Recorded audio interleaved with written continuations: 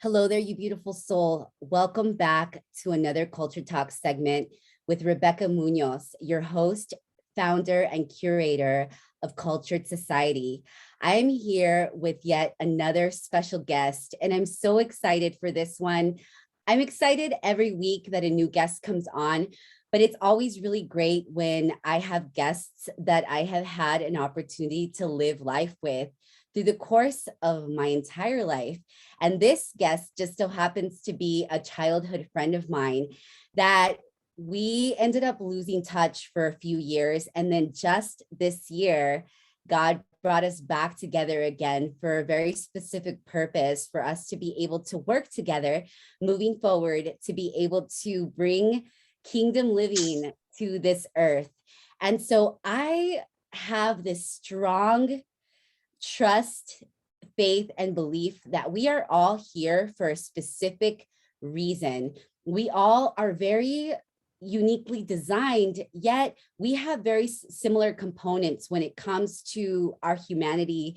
We have, blood pumping through our veins. We, each and every single one of us, has a mind to think with. We have eyes to see. We have a mouth to be able to taste and marinate not only food, not only nutritious food, but also marinate on the soul food. The soul, I like to say that it's soul substance food that comes directly from source or from another person that we might be living life with. And so these conversations are really brought to you for you to be inspired, for you to be able to move forward in your walk, in your daily walk, to be able to connect with something greater than yourself, to be able to connect authentically with other people, and to be able to just really reevaluate and realign yourself to what your God-given purpose is. You may not be a believer, but we really encourage you today to open up your mind to the idea of embracing something that is going to inspire you to connect to something greater than yourself, because we are going into a new season now where it's time to wake up. It's time to wake up to the reality of what's really happening on our earth today. And I'm here to bring you a variety of people that are living in their divine purpose. They are on a very specific walk today that is just taking them to higher realms and greater existence.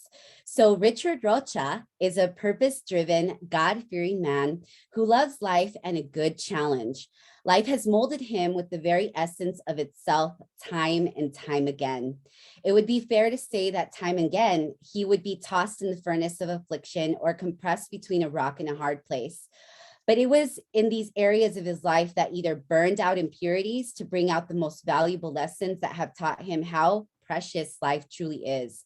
He embraces these life experiences where others may find themselves complaining in. He simply learned that living life more abundantly, what living life more abundantly truly means. And again, I am so honored to have Richard Rocha today as a guest to talk about life philosophies, his experiences, and what has brought him to this very place that he is today. So thank you so much for joining me today, Richard. Hi, Becky. It's a pleasure to be here once again. Me and my wife, we love you so much. So it's a great honor and opportunity to be able to speak here in your meeting with you today. I had a whole bunch of things I wanted to say, and as you were speaking, I was already left in awe. You touched base on so much, and I mean, we didn't even warm up to it yet. The depth that you went to was just incredible. I'm honored to have this opportunity to share some of my experiences, some of my viewpoints. I like to take credit. I would like to take credit for the way I think now, the way I see life. But as your introduction said, I'm a God-fearing man that God has allowed me to go through circumstances and situations that just burned out that immaturity in life. Gave me a purpose-driven life now to actually love it in God's terms.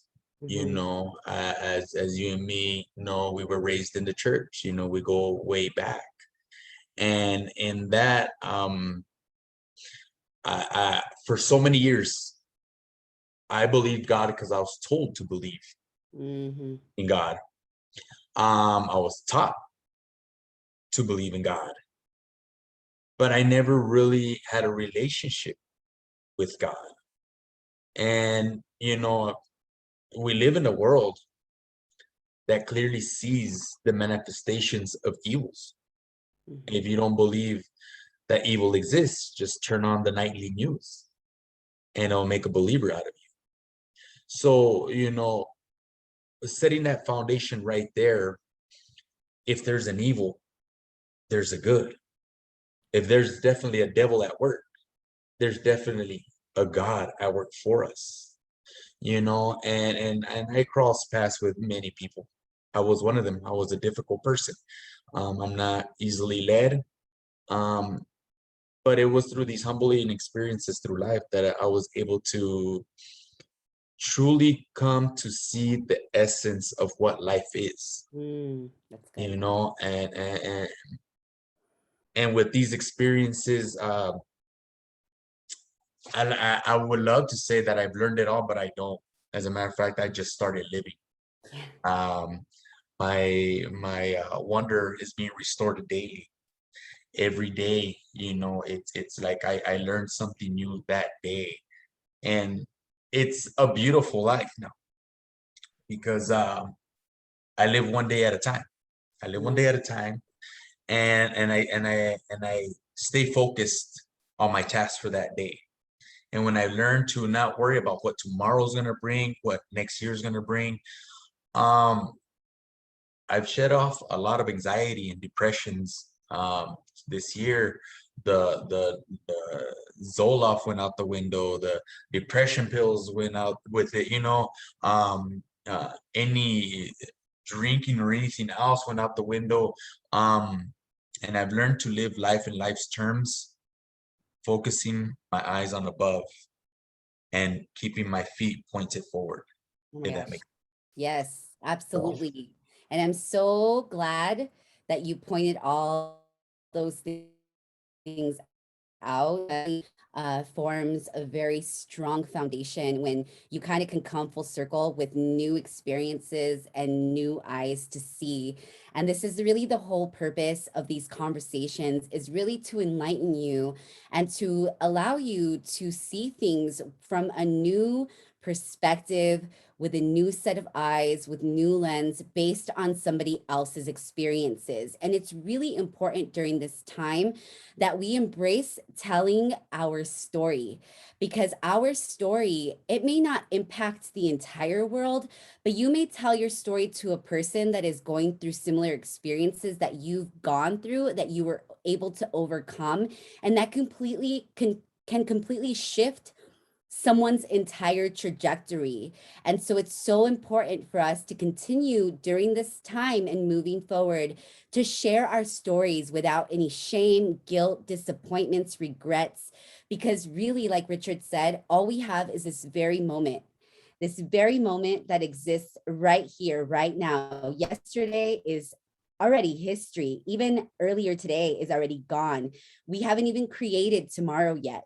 So it's just so amazing where you can reflect on what's happening right now. And in reality, there's nothing going on except for this conversation if you're tuning in. So if you have not had an opportunity to tune into these conversations yet, there is a playlist. There's multiple playlists through this channel, but this specific playlist is for collective conversations with people from across the board, multicultural experiences, life philosophies, belief systems. And although we may want to agree to disagree, we have to understand right now that we are living in a world that's filled with so many different types of people. We're even in different dimensions of time right now. If we're in a different time zone, we're living completely different experiences. And so when we're listening to people's stories, it's really important to understand that we don't have to necessarily adopt these belief systems on our own. God or whatever it is that you believe in will reveal that to you when it's the right time. But it's so important that we continue to have these conversations and to give a platform for people to be able to express that, because each and every single one of us has that light from within that our creator has given us. And when we're open to sharing that light with somebody, it can turn people's lives around, especially if you're open to that idea. So we are discussing life philosophies, cultures, and experiences here. And I just ask that if you are coming through, that you are open, you open your mind, you open your heart, and there's only love that is going to be embraced here. So Richard, I'd love to start out this conversation by asking you the very first question. What is your life's philosophy? Well, my life's philosophy goes on transformation. Um, the evolving system that, however we look at it, 20 years ago, I can honestly say that I thought I was right. I thought um, I was driven then too, and I had a perspective of life that time revealed to me was not correct. So I could only say that 20 years from now, I'm pretty sure I won't be thinking the way I do today. Mhm. So I embrace how I think today. I do my very best today, but I allow that growth to still be in my mind and my heart. So new things, the Bible says, I'm going to do a new thing in your day. Mhm. Meaning, it's not new to God. It's not new to history, but it's new to an individual. Mhm. And sometimes we're put into situations, churches, cultures, societies, wherever we go, we're put into certain things that we learn it like that, and we shut the door to a whole big world, to a huge universe, and we make our life in a little box, Mhm. and then we make our God, and we want to fit that God in that little box and say, this is my world, Yes. and everybody's wrong and I'm right. And so, and I can say that boldly and with confidence because that was me. I took the little from when I was 20 years old, when I was 25, even from when I was 5. I've taken, little things that I learned along the way in this 38 years of life that I've been on this earth, and I shove it into a little box. And for a long time, I lived out of that little box. If your view didn't fit in my box, the lid was shut on you. And it's not that it caused problems with people, it just caused problems on myself. And I didn't understand for such a long time that I was only hurting myself. Like I said in the beginning of this interview, I tossed out the depression pills because little did I know that's all I was filling my box with, you know. So knowing that my life philosophy is revolved around transformation. What we are today doesn't mean that's what we're going to be tomorrow. Who we were yesterday doesn't make who we are today. Amen. And it's a beautiful process when you learn to embrace that process Mm. instead of fighting every step of the way of what's coming. Or, with change comes discomfort. It's a proven fact. Whether you want to look at it spiritually, mentally, or physically, change brings discomfort. And a lot of us, we get into a position in either of those 3 areas that we're comfortable in, and we fight ourselves and everybody around us to hold on to that comfort. So I guess I would have to say, just like the butterfly in the cocoon, Yes. I mean, there's no better way to put it than, go into that cocoon, a caterpillar, and come out a beautiful butterfly. Yes. So, Yes. Oh my gosh. Ah, so good. Preaching like always. And amen. I really appreciate that response. And I agree with you 100% because we are a constant evolution through our human experience. And who you were yesterday can define who you are today, but we can recreate ourselves every single day. And it's so interesting because I know, and I really do want you to talk about your past experiences because they're very significant to the evolution of where you are right now. But also really understanding that we are not our genetics, right? Like we can say that, oh, I could possibly get diabetes or I could get cancer because my grandmother or my mom had it. But our gene expression is very individual, right? So we are products of our environment. And when we put ourselves in environment, and you're a witness of this because you have been able to transform your life significantly, thank you, God, right?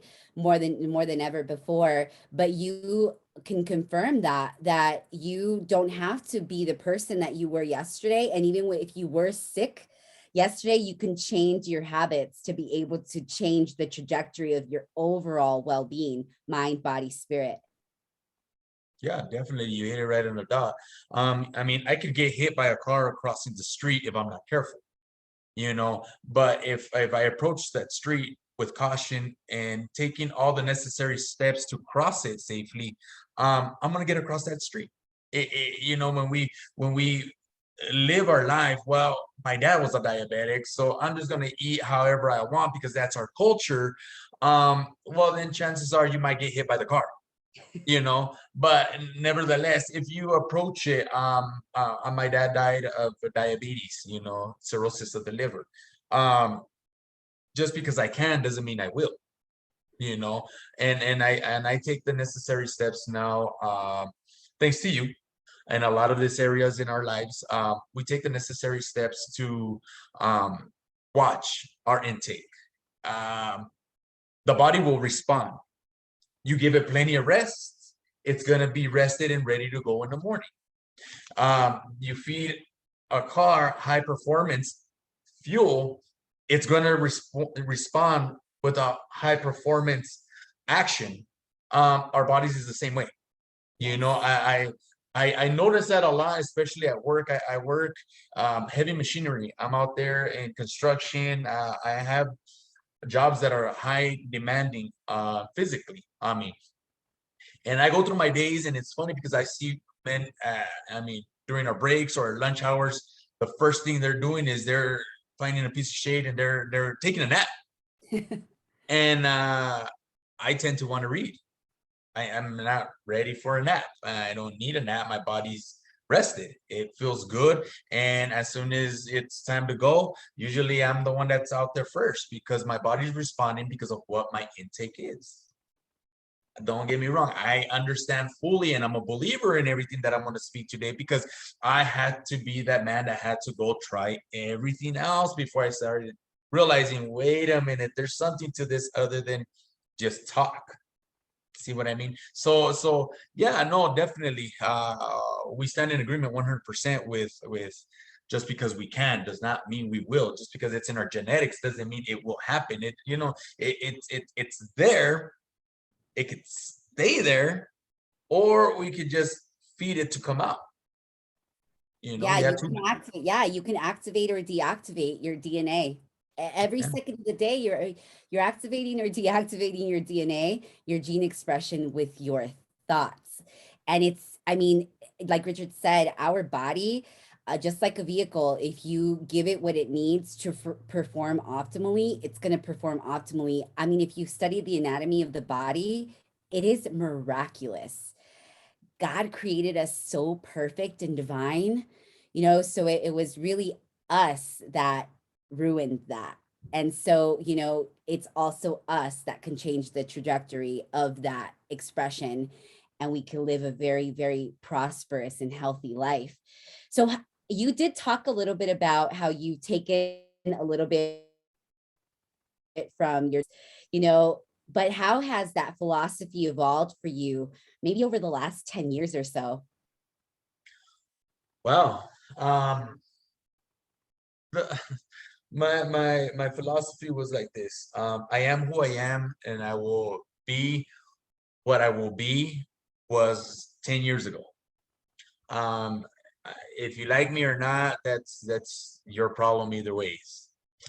Um, but in the involvement of this, I've realized how much I do love people.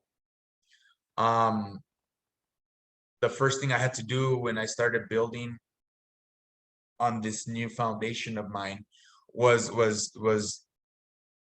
to find solid ground where I would build. I had to have that rock where I was going to lay my foundation upon. And for me, it was the word of God. And just in a year's time, I built, and you got to hear a testimony of mine the other night, but I know how real this is. And I've learned to build on a sure foundation and never look back.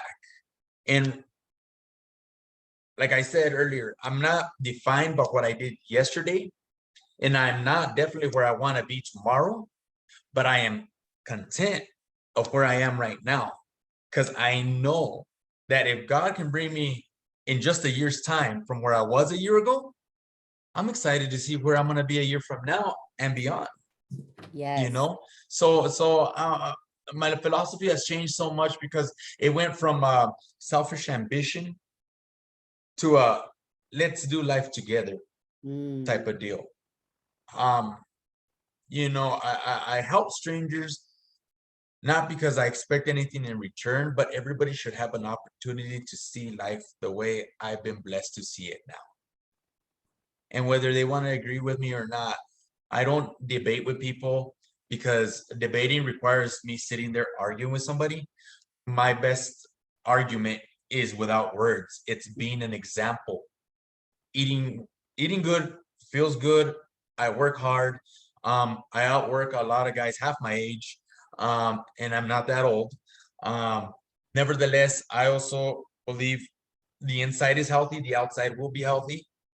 And so I learned how to eat spiritually daily, and so there's so much to this whole transformation and my new way of thinking that, like I said earlier, I wish I could take credit for this, but this has been revelation to my life. And it has not only affected my life, but those in the direct sphere of influence that's around me. My children have been affected by this. Their significant others, my wife. For those of you that know my wife, you know exactly what I'm talking about. For those of you that don't, a tremendous transformation has happened, full circle. So it's contagious. It's contagious. Live good, be happy, trust God, and lay that foundation on Him.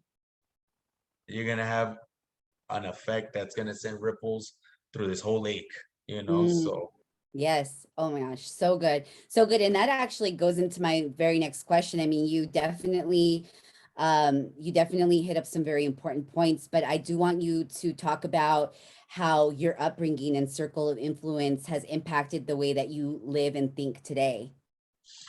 my upbringing was we're Hispanic, that Mexican hardcore. You're a man, uh, you're macho, Yes. tough.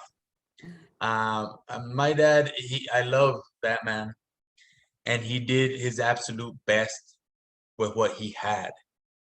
Um, I give him credit because he never left me, and I'm sorry, the screen's going on crazy here. He never left me, but there was a lot that lacked with my dad. An example, my dad always needed to raise us strong and hard, because he always had this thought that he was gonna die young, and literally he did. So from a very young age, I remember our upbringing was hard. We were out there working a lot. Um, you know, it was respect dad, or he'll make you respect him.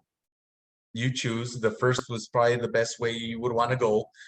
Um, and so I was raised in a house that it was full of rules that weren't necessarily explained to me. I just knew that's the way it was, and that's the way it was going to be, and you don't question it. So as time went on, and then I got to a certain age where I was cut loose. Well, I wanted to see why I couldn't do certain things, like why I couldn't drink, what's going on in those clubs that I hear all my friends talk about? Um, what are those substances that people take to make them happy? Why can't I try them? And so, it caused a wild animal to be turned loose within me. And it led me down a deep, dark path. And for many years, it caused a lot of heartache, a lot of problems. Nevertheless, looking back now, and from what I've heard got echo from the future to where I'm going and how I look at life, I see those were just building blocks to build the destiny road that I walk on now. You know, um, had I not done drugs, had I not gone to prison, had I not lived in the streets, had I not been homeless, had I not hurt people and me myself been hurt, then I wouldn't have a heart that bleeds for this city. I wouldn't have a heart that bleeds for this world, for the drug addict, for the homeless that catch my eye when I'm going to the store and I wonder, what can I do to help them? It has led me down a passionate road to want to build a rehab in my community. And I pray that God gives me not only the resources, but the energy that it will flourish. I see these people and they need a place, and I understand them fully because there's at one time that I needed a place. And not just because they're in that situation makes them a monster, because I know I'm not, but they just need a place where we can stand together and be loved, be helped. So I'm pushed and driven by who I was to who I want to help now, because I literally understand them. I speak their language. I speak their lingo, hurt, pain. And in that lingo, we start to speak another language of passion, of drive, of strengths that we had no idea we had. Take somebody from that type of life, they're gonna realize just to survive, the kind of strength that they take daily. Now they get to apply that strength to a positive every day. Watch out. Watch out. Never give up on anybody. So I ask God to make me an example, me and my wife, daily. So people can see and say, if they did it, then there's hope for anybody. So I hope that makes sense and that answers the question. Absolutely. No, it does. And I'm so glad that you said that as well. I mean, you're definitely making some very valid points, and this is why it's so important to speak of your experiences, because nobody knows firsthand. I mean, it's one thing to read a book and to, learn from other people's experiences, and it's another thing to actually go through the fire firsthand and be able to come out stronger than before to actually talk about it. And, it's easy to judge, right? It's so easy to judge and criticize people for going through, some pretty turbulent times, because, nobody's born an alcoholic. Nobody's born a drug addict, right? They go through experiences. And I firsthand can attest to the fact that I've been addicted to substances too. Maybe not to the point where I was on the streets, but it definitely gives me more of an ability to empathize and be compassionate, and even be able to talk to people in those realms that are struggling with those situations, versus somebody who's never experienced anything, that grew up raised in the church, only living life according to what they read from the Bible or from books. Do you know what I mean? It's a completely different narrative, and it's really important for us to, when we have gone through that transformation, to be able to help people experience that experience. And so you already answered this, because I know that you are such a light already, especially because God has really done some miraculous transformation within you and your spirit. But do you believe that your line of work infects our society with positivity?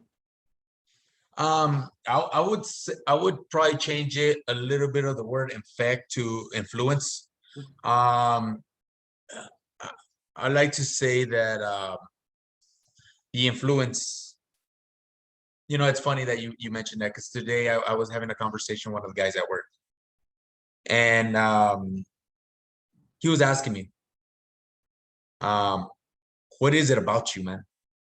You have a good energy." And I've made it a little thing in the morning with our crew that we say a prayer before we start for safety. We work around a lot of equipment. We have heavy machinery. One wrong move and you're dead. So I broke the ice like this. I asked the guys. I said, "Hey, if we can get on TikTok early in the morning and start looking at some of the things that are out there, maybe we can just take a few seconds out of the day and pray and ask God to give us some guidance and protection, and not only for us, but that we can return to our family safe." So he started asking me, he says, "What is it about you, man? What's something about you? I can't put my finger on it." And I try to explain it to the best of my ability as my aura, the atmosphere. Um, it has to be saturated in influence, a good positive influence. I can't just go and talk good because then my aura's not bringing that energy with me. I have to literally walk what I talk. I have to, whatever I preach, I better be living. And I've learned it because I've lived a hypocritical life before. I've put on the mask and I've said, do this, do this, do this. Well, secretly I ran off and did that and that and that. And so it's the way I think now. It's not just by what I say, it's the way I carry myself. And when you have a spirit that's pure, backed by a God that is holy, your aura will affect anybody that walks into it. I asked the guys, I said, "Why do you think that all these guys, there's the battery's running low, I'm sorry." I asked the guys, I said, on Thursdays, because we don't work Friday, Saturday, or Sundays, why do you think that as you guys are starting to have your little cliques and you guys are asking, hey, where we're gonna go drink, what bar are we gonna meet, where are we gonna meet these ladies, and what are we gonna do that? I says, nobody knows me, but why do you think that not one of those guys comes and invites me? Because right off the bat, the energy and the aura I bring does not allow that type of invitation to get to me. It doesn't. Yet I've been in situations in my life that I wasn't carrying a good aura, that it did this and pulled me to that, a destructive path for me. So, it's everything that I do, I like to be an influence. If you want to use the word infect, yes, because infect, I like that in essence, because infection means an invasion. Yeah. You Well, know, the reason why I use that word specifically, especially because I came up with this series during the time, obviously, we're living in a global pandemic. And when you look at the media, all you experience is fear mongering. They're infecting our society with negativity and yeah, fear. yeah, So that's the reason why I use that word. I love that you use influence, because influence is such an appropriate word for what it is that positivity does. It really does. I mean, it has the ability to shift the energy in the room right. super fast. And so that's why I use the word infect, and I love the word influence, but because for this specific purpose, I use that for that very And reason. then it's good, like we said, because that can be a twofold the way it works. Because infect invades, which I love to invade the devil's territory, the kingdom of dark. I love to infect it with holiness and light. Yet influence is inviting. So depending on where I'm at, I'm either my influence is going to be inviting and pulling people in, or my passion is going to be infecting and invading the kingdom of darkness's territory, which I do everywhere I go. I'm what you call a Jesus freak. I preach the gospel. And everybody knows it. Oh, that's the hermano. That's the brother of church. And a lot of people call me the pastor. Hey, there's the pastor, and you know what I mean, because I will always be preaching something. I can't get enough of it, and I can't speak enough of it, because if it takes a 38-year-old man who it took a needle out of his arm, who's brought him out of the streets and homelessness and sickness, and is giving me life and opportunity and the ability to give my testimony to help others, you better believe I'm going to live my life speaking what has saved my life 100%. So no, I love it. I love it. Yeah, definitely. We're on the march. We can't be stopped. And there's plenty of us that are rising up around the world right now. Absolutely. If you study prophecy and you study biblical truth, you'll really, that's what made a 100% believer out of me. You will start to see things line up that you're like, coincidence? No, I don't think so. Yeah. Yeah, the word of God is such a beautiful, I like to think of the Bible as a book for spiritual enlightenment. It is a memoir of stories of men like you and I that went out and lived their life, had miraculous and transformative experiences. There were kingsmen, there were shepherd boys, there were so many different types of men that were filled with sin, right? Just like a majority of our human evolution, right? But there was a transformation that happened with them, the revelation that happened through them, that they were able to write about and to be able to show people that it is possible to live a Christ conscious life, to be able to renew every single day, to be able to be in that kingdom presence every single day, even if we're living in a war zone right now, because it could either be war, right? Because we live in a duality filled world. We can live in heaven or hell as we're in our human experience. And it really is the way that you allow yourself to see, or allow God to allow you to see through that lens. How would you say that you stay relevant, unique, and true to who you are as a person? Oh yeah, that's a good one. Once again, we're going to go to the Bible for this one. You said it good. The Bible is 100% God and 100% man, and it shows where a holy and perfect God will meet a fallen and imperfect man. And then you have the Bible, and it speaks very clearly on the both still doing life together. And so every day, just because I do my best, and I live my life in excellency, not perfection. I do everything to the very best of my ability. Yet the Bible is very clear, and it says, even in that striving of excellency and perfection, it's still as a filthy rag unto a holy God.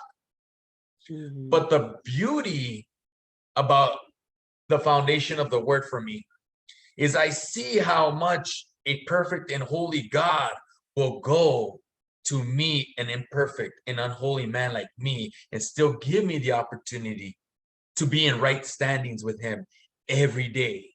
Every day. As I start a new day, as I maintain in that day, and as I close a day, I have a relationship with a God. See, in that Bible, there's 66 books, but the 67th book is me being written in the books of heaven, is Becky being written, is whoever's watching this show being written in the books, in the books of heaven, because we are that 67th book. if you read my story, it will be a lot like these men. They'll have failures, they'll have fears, they'll have triumphs, they'll win, they'll lose battles, but win wars. So there's gonna be, it's a book that's written about Richard that at the end shows when a God intervened and made whole what I couldn't. So I that's the way I stay founded on what I believe in my walk is Yes. with God. Yes, and that's perfect, and that is so true because, and I truly believe, because a lot of well, pretty much all the philosophers that wrote those 66 books lived a lifetime of experiences. I mean, they were mature, they were wise, they were sovereign, because they went through this evolution of human experiences that opened their mind, expanded their mind, and took them to a different dimension. And we that coming together is really that understanding that you are a human representation of God in human form. God resides inside of you. And so when you awaken to that reality, it really just brings you full circle to really understanding God's grace more than ever before, the forgiveness, the ability to regenerate on a daily basis, to have new opportunities to create something new while you're living on this planet. And it's such a beautiful way to really reflect and live your life, because even though we may not be perfect, right? Like, we have the capacity in our human evolution to get just as close to perfection as to what God has promised for us. That's a beautiful thing. Do you believe that your work that you do every day is aligned with your calling and higher purpose? Oh, I think we covered that question throughout this interview. Yes, definitely. And but like we also said, well, I think 20 years from now, like I think today, no, definitely not. But I'm excited of what I'll learn along the way. Mhm. So yes, definitely. My alignment with what I want has to be that example. I truly believe I have a leadership quality. And that means that I got to be in the front. And if I'm doing it in the front, that means that I better be willing to encounter the enemy first. And, it's like this: wherever you're at in life right now, this very moment, whoever's watching this video, just think of the ending that you want to have on the book that's being written for you. So, although you think that life's probably not worth living right now, anybody can just think of the type of ending that would make them happy. Now, allow God to go into that book, and that ending becomes 100 times better.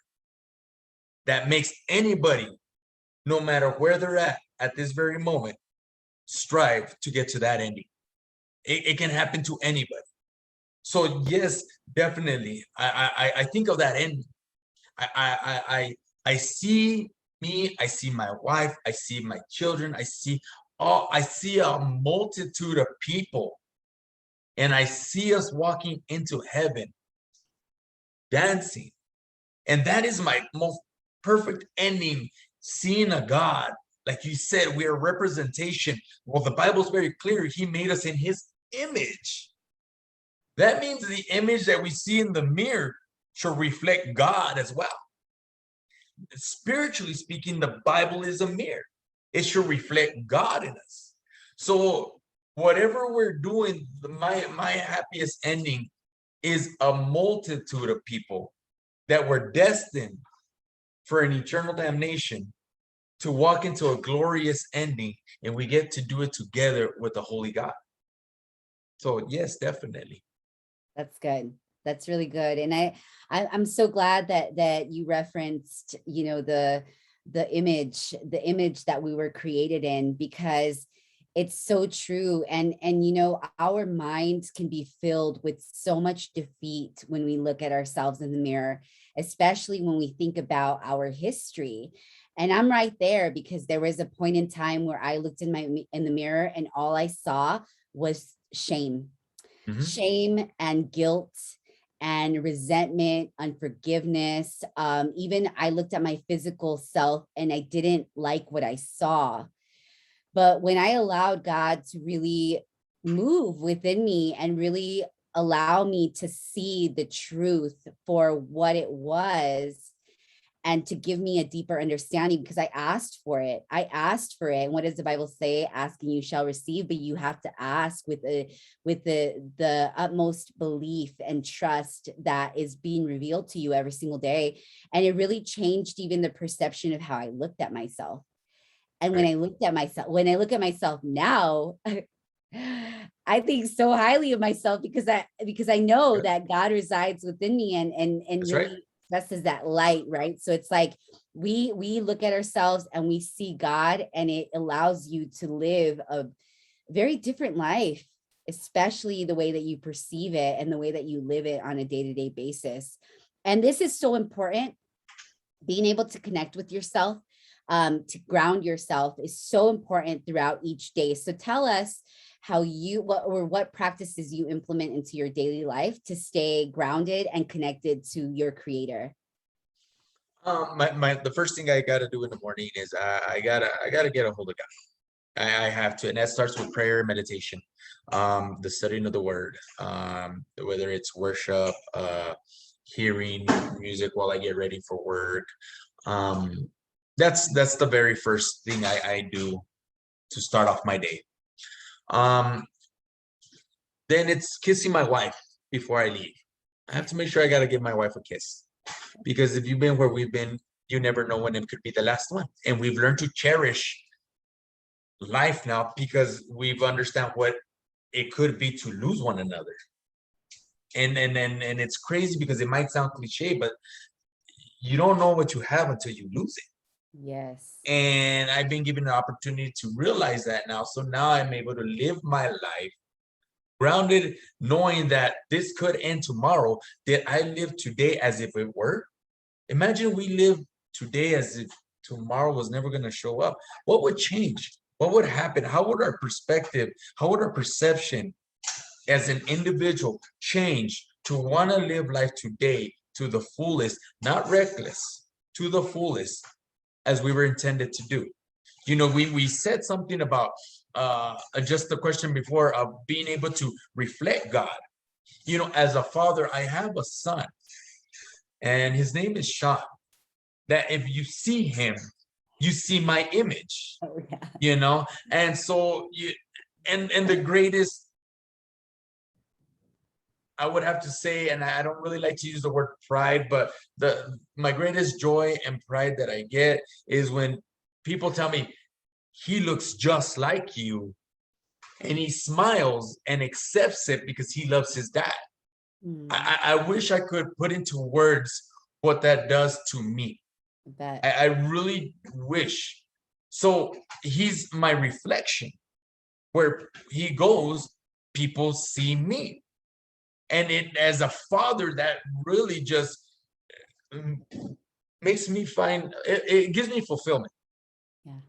And so when we do that and we reflect God, we give him that type of joy, that we show his image, his strength, his power. He has an agent now on earth that he can walk with, love with, and the type of feeling that we give God.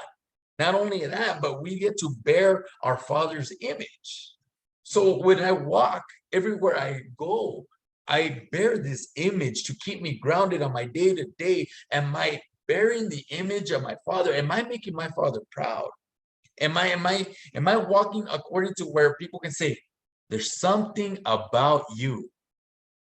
Is my atmosphere so saturated with the Holy Spirit that people are like, nah, let's not invite that guy. I don't think he'll be a good fit for us. Is my reflection of my Father, is it is it so saturated with love that people that are broken, that are being divorced, that are going through hard times, feel like they need to come and get into this aura and say, hey, I know I don't know you, but I'm getting divorced and I'm falling apart. Can you help me? And is my response like this? Well, maybe I can't, but I know somebody that can and will. Kingdom minded doesn't bring me glory. It only reflects he is. See what I mean? So that's how I keep myself grounded and I keep myself purposed daily. Is just a reflection. And in that reflection, I find fulfillment and satisfaction because I'm living what we're destined to do. And Yes, also, that's so good. That's so good. And I want you to, I know we don't live in that history, and I love hearing your story and your testimony about how you came out of drug addiction, and it was very recent, so you can definitely talk to that, because especially in the society that we're living in right now, there's a lot of people that are struggling with depression, anxiety, to that point where they're even experiencing suicidal thinking. And so I really want you to talk about, where you were when you were in affliction, right, with your habits, and now being liberated to where you don't even have to even revert back to that, because you've been transformed. And that gives people hope right there. So I really want you to talk about that. yeah, that experience happened a year ago, a little over a year ago. And it was so real that even I don't want to believe it. And it took a little while. Only the closest people to me know this because to the world, they can interpret it as, oh, he's just crazy or he was high. Which it's safe to say that they can't say that.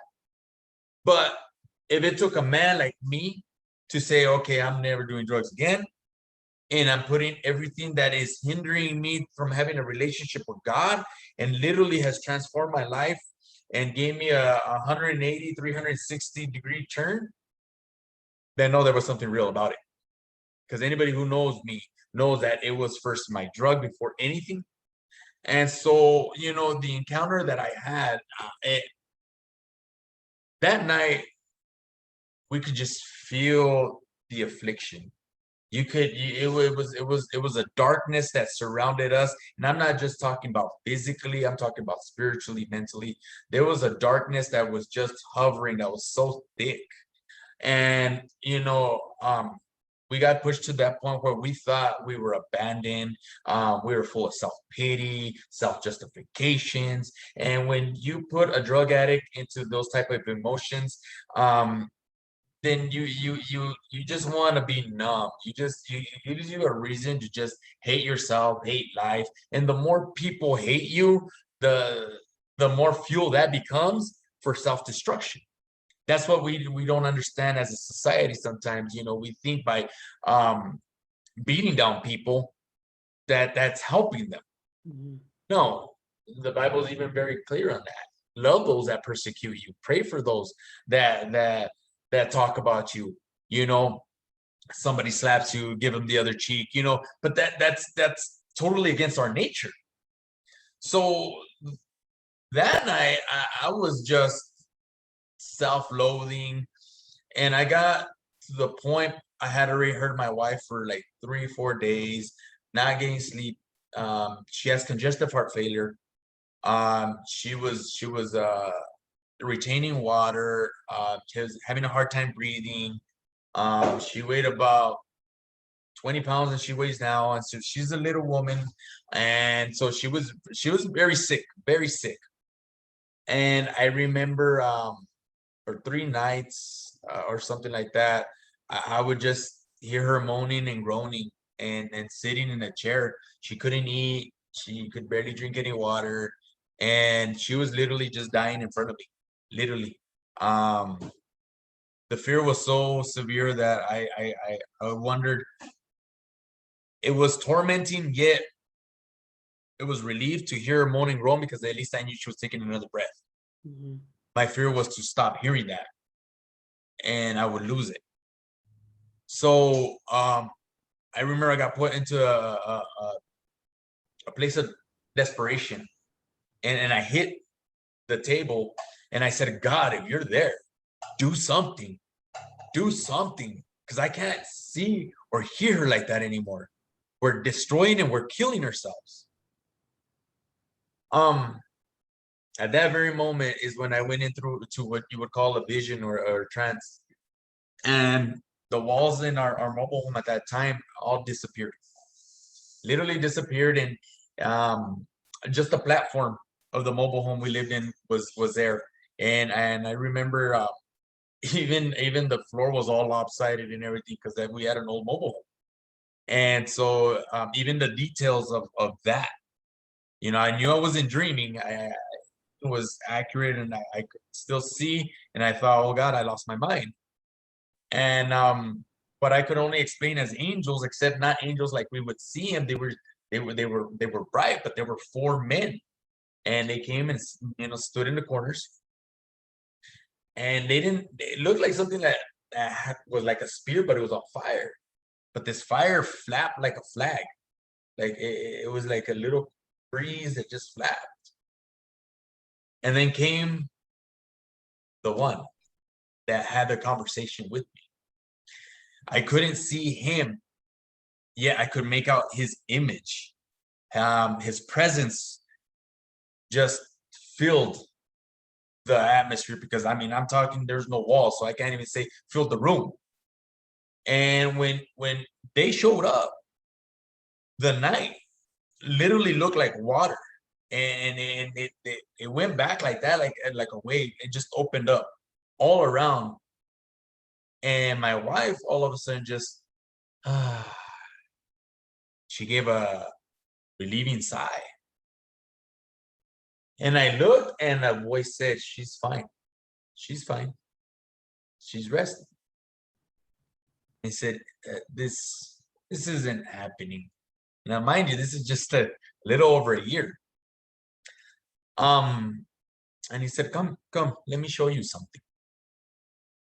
So I got up, and I looked back at her, and once again with that just those words of comfort, of love, of just, he didn't just speak it, but when he spoke that, I could feel it enter into my body, of just, everything is gonna be okay. She is fine. It wasn't just the words, it was the feeling that came with those words. And it resonated right through me like I was nothing. And so he said, come with me. I need to show you something. So we went to the edge of the platform, and he said, look. And I looked, and there was a city, and there was a lot of noise, there was a lot of music, there was a lot of partying. You could hear like gunshots, you could hear like sirens, you could, what you would see in the movies type of deal from a distance. And he said, I need you to go in there. I have some people in there that I want you to help me pull out. And I said, you got the wrong guy. He said, you got the wrong guy. I said, I have brother, I have an uncle, I have cousins, I have, aunts. They'll probably be a lot better and more qualified than the man you're speaking to right now. Because no, that's not a good idea. And he said, no, you're the one. I want you to go. He says, I'll be with you. I'll be with you. And at that moment, I can't believe that this is happening. But I hear a lion like get injured, a roar off in the distance. And I said, who's that? What is that? And he said, oh, that's the devourer. He just found out your mission. And I said, wow, like, is this is happening? Huh? This is happening. And he said, yes, this is happening. I'm going to be with you. If you choose not to, I'll go find another. But my heart is that you will go with me to get them out. Now, this is a full-blown drug addict. And I'm talking, I mean, I'm not just snorting in the weekends. I'm not just having a beer here and there. I'm injecting methamphetamines or anything that I could put into a syringe, to be honest with you. Um, I'm I'm I'm just full of just evil. Yet here we have a God that's saying, I'm writing a book with your name in it, and I have a good ending for you. I want you to go with me. And I look back at my wife and said, she's gonna be fine. Now, this is where I felt in my spirit. He didn't define exactly what fine meant, because I wanted to hear, no, you guys are going to live together for the next 50 years and we don't know tomorrow. Yeah. He didn't give me that. Right. But the spirit connected with my spirit and said, you guys are going to be fine. So, that's where that whole I'm Peter in the ocean and I'm starting to sink, but Jesus reaches out his hand and says, oh, you a little faith. The minute that I take my vision off of Jesus, I start to sink. I wanted, I started to look at the storm and say, well, she's very sick. Well, this is how I know that was so real, because not only did it transform me from that very moment forward, but it transformed my wife to where, we're expecting our second little girl. And we just found out that she was 6 months pregnant. Yeah, a month prior to that, she's in the gym running with me. We're very active. We're hiking. We're doing all kinds of things that this transformation and those words resonate not just through me, but through her. So, as he was leaving, I could see, and the wall started to appear again. And I could see there was a window in my room, and I could see shadows just peeking in and going off, peeking in and going off. And he told me like this, they'll be back. He says, there's going to be a season that comes in, he says, and you're going to think I abandoned you. Just know that I did it. This is what we call the furnace of affliction. It's going to burn out all impurities out of you. And I have called you.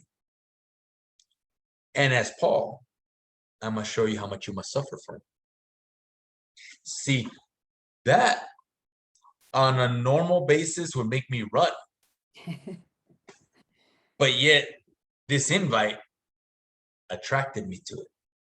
So I was in. My body was screaming something else, but my heart, he captured my heart, he captured my soul. It was his. And so from that moment on, and I could sit here all night just telling you of what 1 year has done. The transformation, people that see, even people that are like, wait a minute, this isn't supposed, even if you're supposed to be changing, you're supposed to take about 5 to 6 years to see that you guys have transformed in 6 to 8 months. Slow down, slow down. Yeah, my wife told me a saying that she heard from Stephen Furtick. God doesn't call the qualified, he qualifies the called. And that just resonates deeply with us. A year ago I said, no, you got the wrong guy. Now I'm saying, okay, I see what you're saying. Yeah. So, the very essence of life is the problems that what should have killed me, now I'm wielding as a weapon Yes. to fight against the devil. Yes. Oh my God. Addiction should have finished me off. Prison should have killed me. And yet that's where I'm going to save those that are there right now. So Oh my that's gosh. Richard, thank you so much for sharing that story, because although I like to say that sometimes our experiences are unfortunate, but if you really choose to look at the higher perspective of your experience, you know that when you have to go through the depths of hell to get to this perception, you know that you are chosen and you are called for a higher purpose, because your experience is meant to set free so many others that are leading or walking right behind you. And we're all called to be leaders, but Yeah, not everybody accepts that challenge because it's not an easy journey to right. maneuver through. It is going to be dark. I like to call it the dark night of the soul, right? You go through a death and rebirth process, and that death and rebirth process is continuous. But it gets easier as you accept God's purpose over your life and recognizing that you're being guided every second of the day when you are in alignment with that Right. truth that we've been called for. And there's not enough people sharing these stories, Richard. There's just not enough, especially stories of rebirth and transformation. That is like a miracle. Yeah, it's even biblical. I die to myself daily, daily. Pick up my cross and I follow him. You know. Yeah. Yes. Oh, and I'm so excited.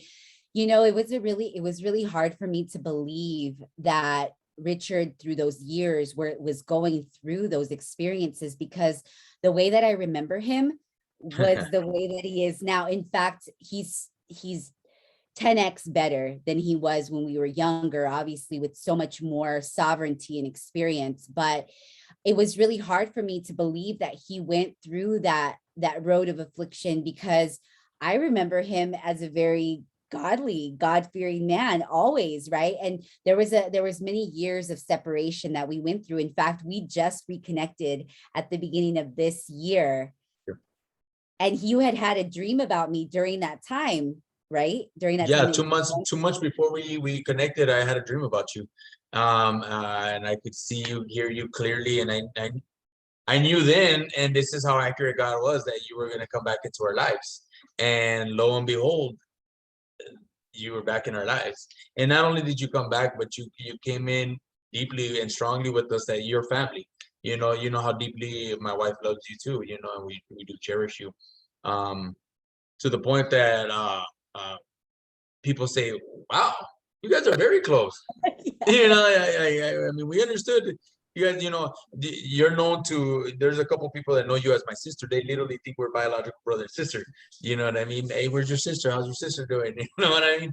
And so I knew then that you were gonna be in our lives, and you and many people. God gives me a little glimpse of what's coming. So when it comes, I'm not surprised. And it just shows me that I'm walking exactly where I need to be walking. Mhm. It's like that speed limit sign that we see on the freeway, or the next exit sign that, okay, we know we got to get off here.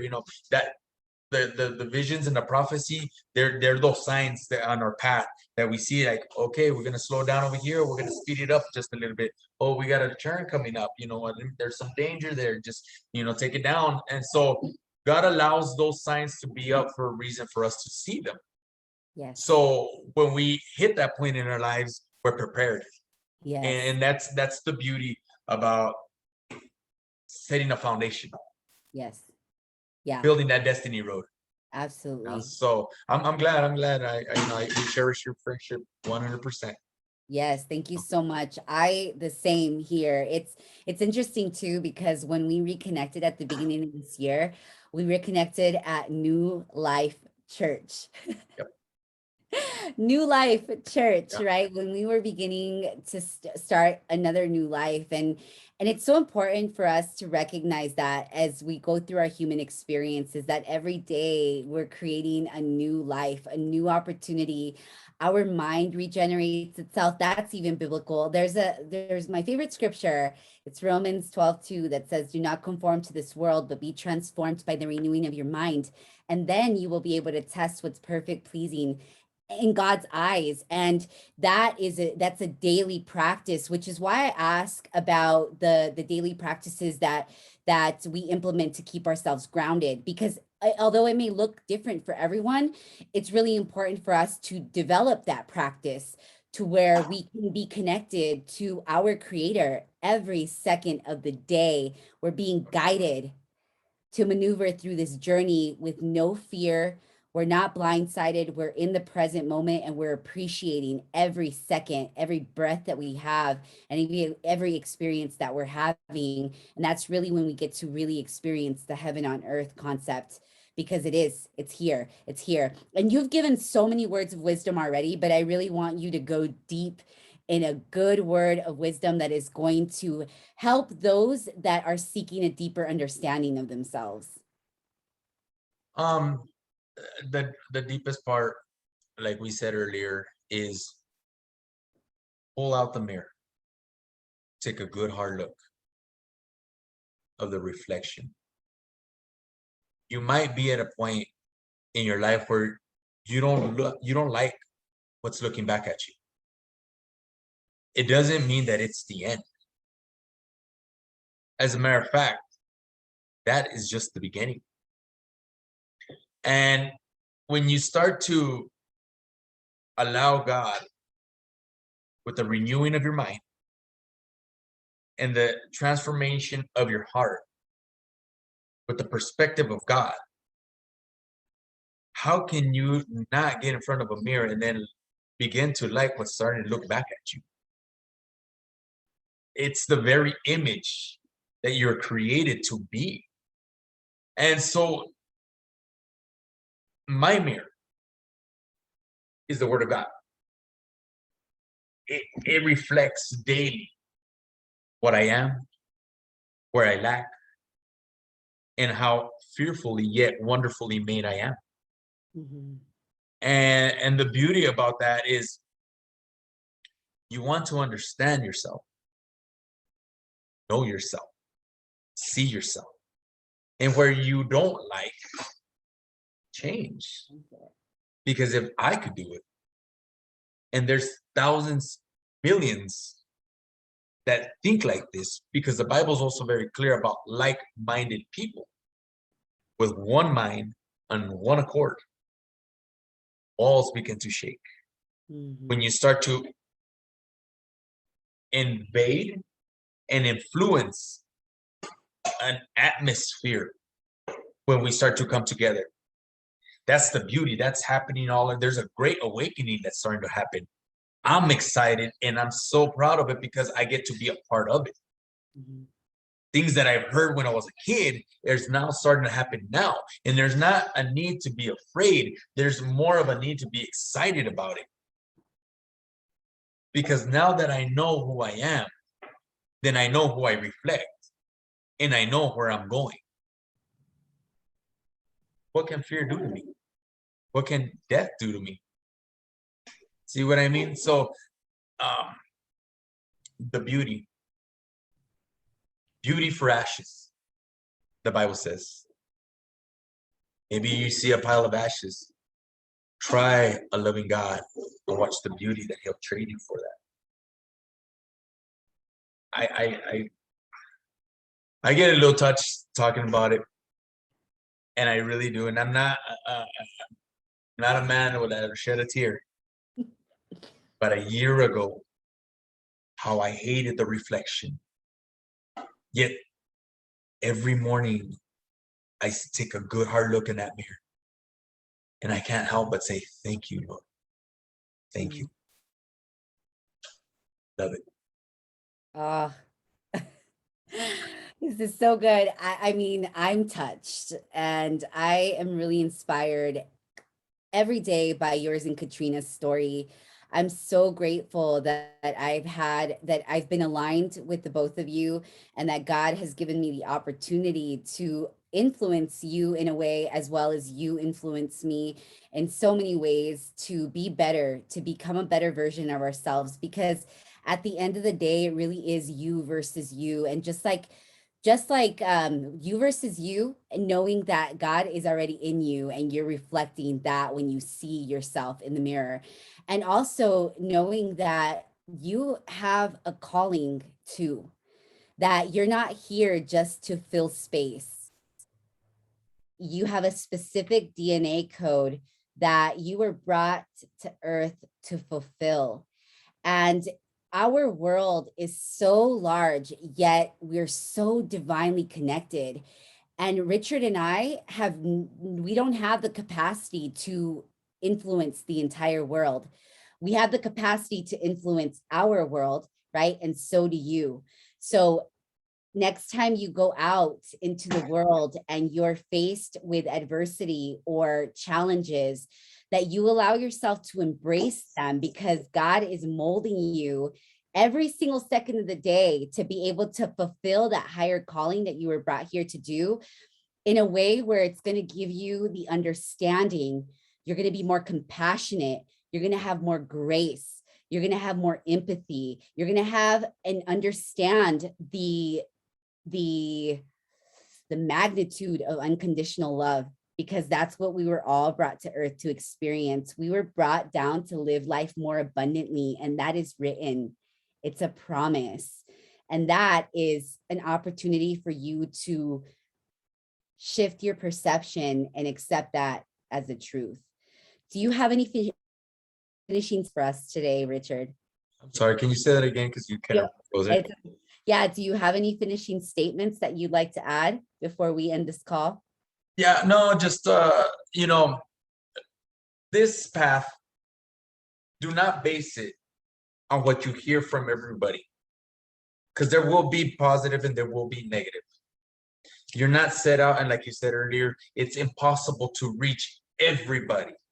Yet we're all given a road. For me to get off my road and to go jump 2 roads to the side of me would be neglecting my road and the people that I'm meant to cross and affect. See, God is raising up generations to walk their roads, to side by side, together, but yet to be faithful to their path, to be faithful to their destiny road. Don't worry about reaching that person on that other individual's destiny road. God will work that out. Be faithful to your calling. Be faithful to your road. Be faithful to your path. Don't worry about what people will say. You stay on your path, and God will do the rest. Amen. Amen. Stay in your lane. And Amen. stay in your lane. You are so focused with the blinders on, and it doesn't matter what anybody else is doing or No. saying. You're allowing God to speak right through you, and you're able to fulfill what you were brought here to this earth to do. Thank you so much to every person who is going to join this conversation. If you are liking these conversations, make sure to like and subscribe to the channel, because you are going to be just continuously fueled with amazing and abundant and true soul food. Until next time, peace and blessings.